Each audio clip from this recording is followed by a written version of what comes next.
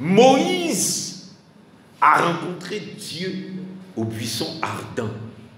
À un moment de ta vie, il y a eu quelque chose de feu, il y a eu quelque chose d'ardent qui t'a fait rencontrer l'Éternel. Ça a été un choc spirituel. À partir de ce choc, il a gardé. C'est à partir de là que Dieu l'envoie pour aller sauver des vies. Tu demandes l'argent. Maintenant, Dieu lui dit, il te dit sauve des vies. Toi, tu demandes l'argent. Il dit sauve des vies. Toi, tu demandes l'argent. Lui, il dit sauve des vies.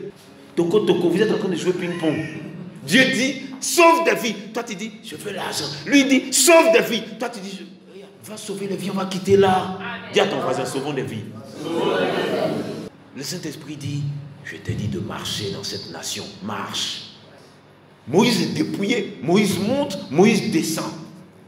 Quand Moïse descend, il voit que le seul qui est resté debout, c'était Josué. Il dit, bon, tous ceux qui sont restés fidèles à l'Éternel, venez à ma droite. Il a pris ça où? Jésus-Christ n'était pas là. C'est comme ça qu'il a tranché dans Israël. Et malgré que la sentence et la sanction allaient tomber, il y en a qui résistaient encore. Vous voyez, quand le Saint-Esprit m'a donné l'âge des parents de Jean, j'ai dit, hé Seigneur, on fait pitié. Hein? On fait trop pitié. Parce que la faveur est là. Mais la faveur, oh Saint-Esprit, ta grâce. Pourquoi l'ange qui est apparu au père, à Zacharie, le père de Jean-Baptiste, pourquoi l'ange n'est pas apparu à la maison? Pourquoi l'ange qui devait faire que Élisabeth allait enfanter, elle qui était stérile, pourquoi il est apparu au temple? Et puis où ça? À côté de l'autel. Maintenant l'ange là, il lui dit voilà la grâce et la faveur que Dieu te fait. Il dit comment est-ce que je serai sûr? Il dit puisque tu n'as pas cru, tu seras muet désormais. Donc, dans la faveur, il a été sanctionné. Pendant la faveur, il a été sanctionné. Pourquoi? Parce que souvent, nous refusons de comprendre. Qu'est-ce qui a envoyé la sanction? Il avait perdu la foi. Il ne croyait plus. C'est un homme de Dieu qui vient faire l'œuvre de Dieu à l'église, mais en réalité, il ne croyait plus. Tu auras la faveur de Dieu quand même, mais tu seras puni, tu ne parleras plus. Et puis l'ange dit, lui là, il s'appelle Jean. Tu as compris? Il dit oui, j'ai compris. Muet. Pour le faire sortir de sa sentence divine, il a fallu qu'il dise oui. Il s'appelle Jean. Amen. Les gens disent non, on va l'appeler Zacharie. Il fait comme ça. On dit on va l'appeler Bruno.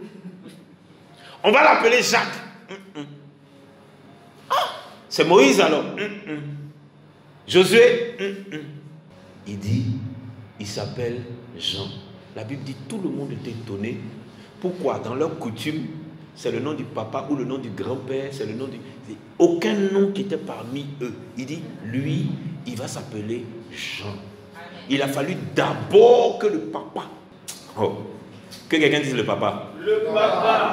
J'entends pas les femmes, il faut dire le papa. Le papa. C'est le papa qui a accepté qu'il avait perdu la foi, premièrement. Deuxièmement, il a accepté le nom que Dieu a donné. Troisièmement, il a accepté de se soumettre à la sentence de ne plus parler. Vous savez pourquoi? Quelqu'un qui a perdu la foi, sa bouche est sale. Est-ce que Dieu parle à quelqu'un? Le Zacharie là, c'est un homme de Dieu.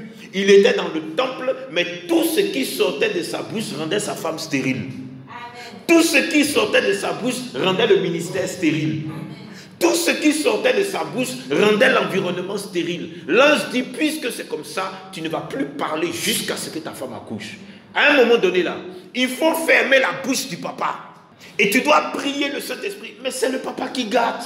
Donc, quand il a accepté, ça veut dire que tu dois prier pour que, en tant qu'homme, il faut accepter de te taire.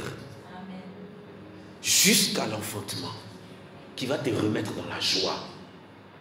Très souvent, quand tu te réveilles, tu te maudis toi-même. Tu maudis ta femme, tu maudis ta maison, tu maudis ta fiancée, tu maudis tout.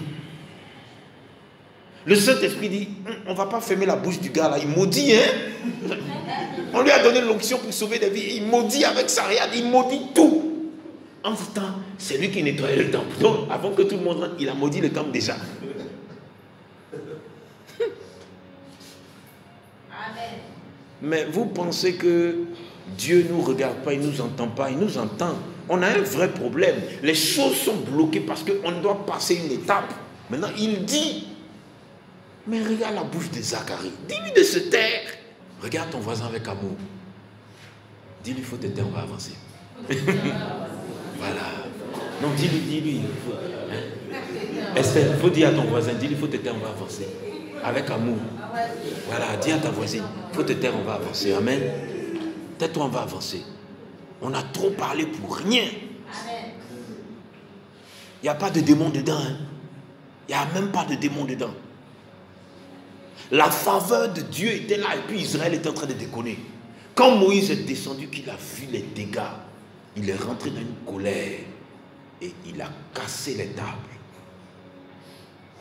La Bible dit qu'il est remonté, deuxième sacrifice, et ce qu'il a reçu, c'est ce que David a pris. David a reçu, c'est ce qu'il a donné à son fils Salomon. La Bible dit que les anciens étaient là. Les hommes de Dieu étaient là. Les servants de Dieu étaient là. Amen. Les mêmes tables de Moïse là, ils ont mis ça dans le temple. Qu'est-ce qu'il y avait dessus? La parole. Vous savez ce qui vous tue? Si vous voulez, dites que je suis méchant. C'est plus mon problème. C'est plus mon problème. La Bible dit que ce sont les mêmes tables que Moïse avait là. Quand ils ont mis dans le temple, la nuée est venue. Les hommes de Dieu voulaient servir Dieu. La nuée est venue. C'était tellement puissant, ils disent, qui tombe. Il y avait le parvis, il y avait le lieu saint, et puis il y avait le saint des saints. Ils ont tout arrangé selon le modèle que Dieu avait montré depuis le ciel. Ils ont entretenu le temple. Et tout était sacré pour eux. La Bible dit qu'ils avaient les ustensiles. Ils avaient tout ce que Dieu a demandé. Ils avaient mis.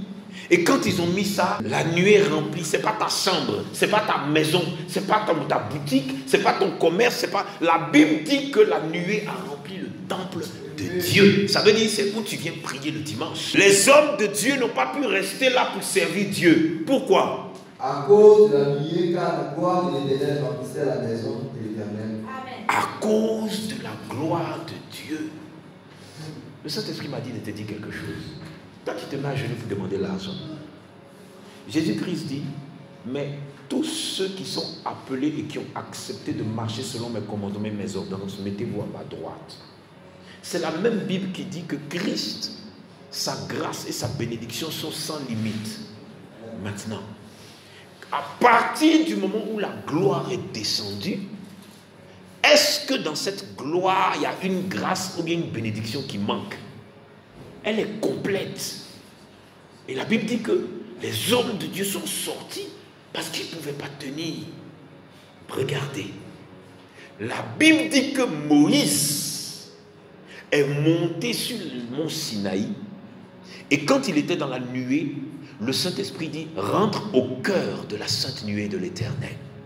Comment ça se fait que autour de Salomon, quand la gloire de Dieu est descendue, ils sont quittés. Ils sont sortis. Ils ne pouvaient pas tenir. Parce qu'il y a quelque chose qui nous manque. Il y a quelque chose qui nous manque. Tu ne tiens pas quand tu as peur. Et tu as peur parce que ta vie n'est pas correcte. Quand ta vie est correcte là. Mais dans le songe de la foi, il dit que c'est comme une puissance qui descendait et ça désintégrait les gens. Ça les réduisait en cendres. Maintenant, quand ça tombait sur les gens autour de lui, il était étonné. Et puis, ça l'a frappé pas. Quand ça l'a frappé, il s'est senti monter à une vitesse qui n'est pas humaine. Et pendant qu'il montait, il dit qu'il disait Jésus, Jésus, Jésus, Jésus. Et pendant qu'il montait, à un moment donné, quand il disait Jésus, il a ouvert les yeux. C'est là qu'il a vu une intense lumière. Et il montait, il montait, il montait. Amen. Bon. Dans la lumière, on ne meurt pas. Dans la présence de Dieu, on ne meurt pas.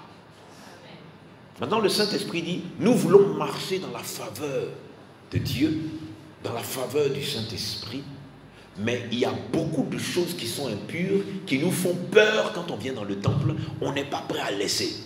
La Bible dit que Jésus-Christ faisait des kilomètres à pied et ceux qui le suivaient faisaient des kilomètres à pied pour faire quoi? Pour être guéris, pour être délivrés et puis pour vivre en sainteté de vie. Si tu viens dimanche, que le Saint-Esprit se manifeste, te touche et te guérit, comme c'était le cas dimanche dernier, comment on explique que le dimanche qui suit, tu n'es pas là? Puisque tu as croisé la gloire de Dieu. Vous voyez qu'on a un problème. On est animé par l'argent. On est animé par les finances. J'avais croisé une dame que j'ai formée dans une banque. Maintenant, j'avais mis en place un moyen de les aider spirituellement et je les recevais individuellement. Quand je l'ai reçu, le Saint-Esprit a révélé pourquoi le monsieur qui était marié avec elle, le père de ses enfants, l'avait laissé tomber. Dans quelles circonstances il a laissé tomber, pourquoi il a laissé tomber, et les œuvres mystiques qu'il y avait sur leur lit conjugal. Quand le Saint-Esprit a tout révélé, elle est rentrée à la maison pour aller dormir. Le monsieur l'a laissée avec 2 garçons. Dès qu'elle va dormir, le Saint-Esprit vient lui révéler ce que je lui ai dit avec ma bouche là. Il va lui montrer ça en image. Elle était étonnée. Certains connaissent ce témoignage puisque je l'ai déjà fait à l'église. Il y avait un tronc d'arbre qui était planté, noir comme ça, dans son matelas, qui traversait son lit. Maintenant, elle dit que la vie était tellement dure, tellement difficile. La seule solution qu'elle a trouvée, c'est d'aller au Canada. C'est insensé. Pourquoi?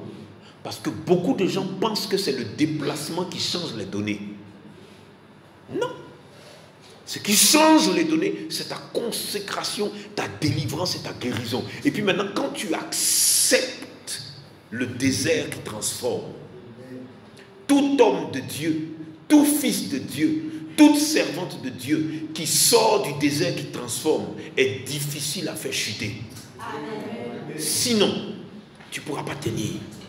C'est le désert là qui va mettre le cachet final à ce que tu dois devenir entre les mains du Saint-Esprit. Voilà pourquoi beaucoup d'hommes de Dieu sont devenus des hommes de Dieu et ils emmènent beaucoup de gens en enfer. Pourquoi? En réalité, le désert n'a pas mis son cachet sur lui. Voilà pourquoi le Saint-Esprit a emmené Jésus-Christ pendant 40 jours, 40 nuits comme Moïse dans le désert pour avoir le cachet final. La Bible dit qu'il était rempli du Saint-Esprit. Quand il est sorti du désert, il était revêtu de la puissance de l'Esprit. C'est dans ta tête, on ne peut plus te faire tomber. Vous avez déjà vu la Bible parler de Jésus-Christ a chuté? Non!